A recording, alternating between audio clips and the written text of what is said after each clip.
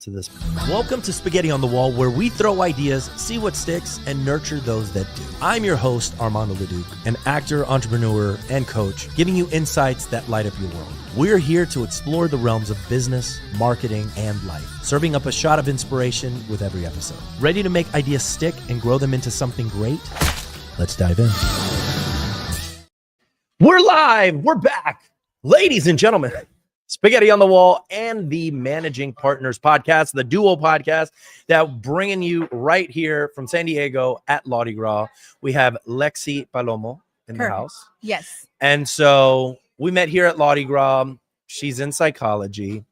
You're in the legal space. So let's talk about why this space. What was the moment for you that you were all like, this is something that I really want to study and to really dive a mile deep in? What was that story for you?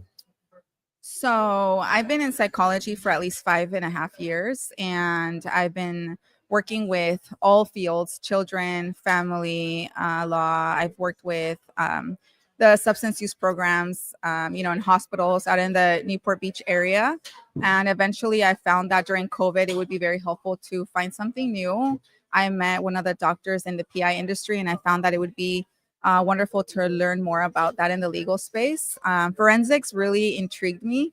I feel like there's so much more crime than we see that surrounds us. But aside from that alone, something so minute as criminology can be bypassed when it's just a car accident, right? So I thought that looking into the somatic symptoms of the after effect of having, your physical injury becoming somatic mentally, and vice versa. So once you heal, you still keep some of those symptoms in your mind, and you continue to be, affected by it.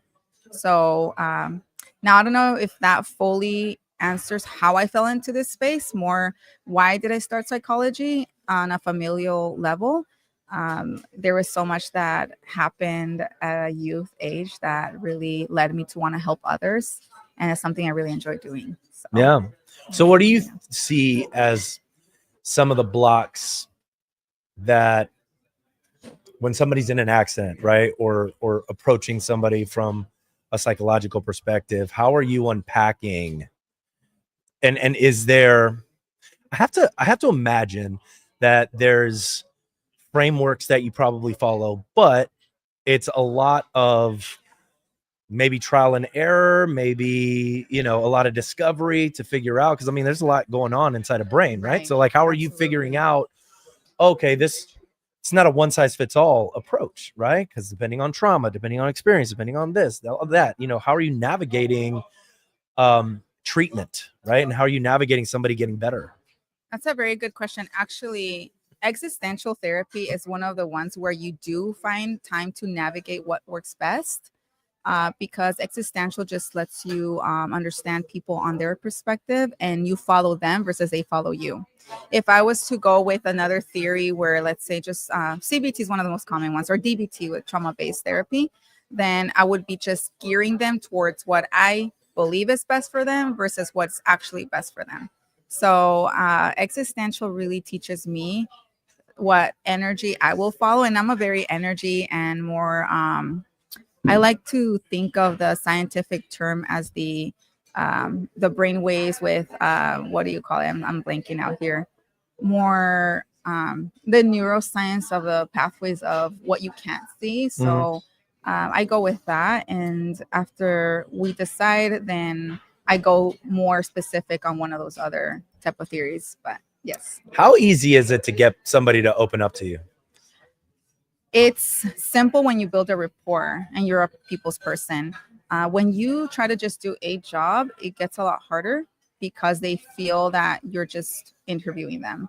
So for me, easy comes just with true curiosity of really getting to know that person and building that rapport versus just, let me do my job. So to say easy, the only part that may not be easy is if you don't know how to unwind. For a lot of providers in mental health, carry on a burden outside of the workspace. That's going to be my next question. Oh, thank you. That's a good question.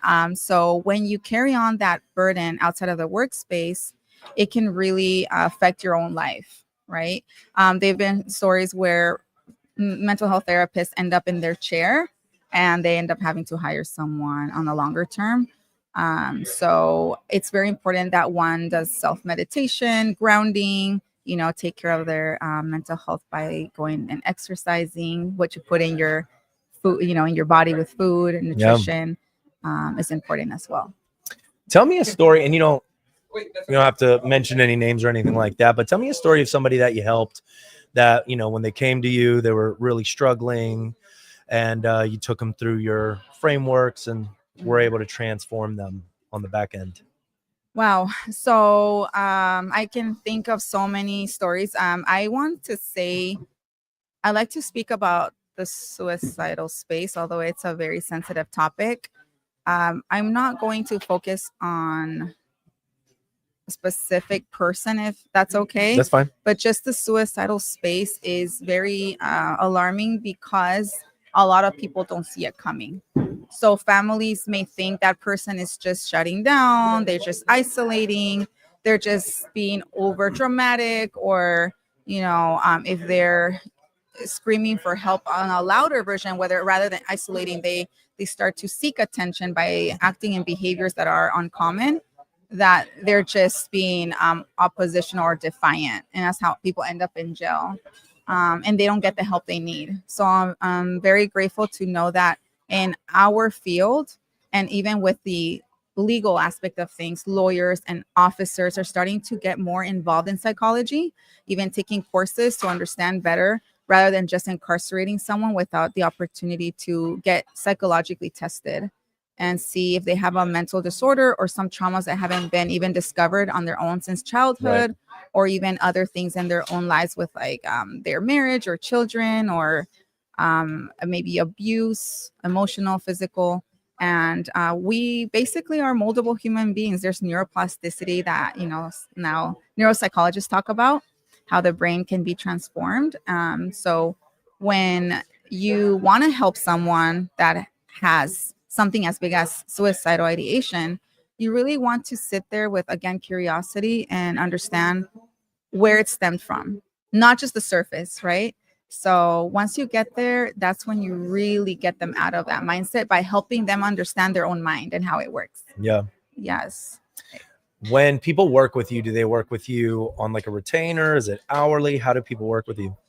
It really depends. So on a lean basis is through case referral by attorneys. On a personal private practice, it's on a cash pay. I'm not on an insurance panel.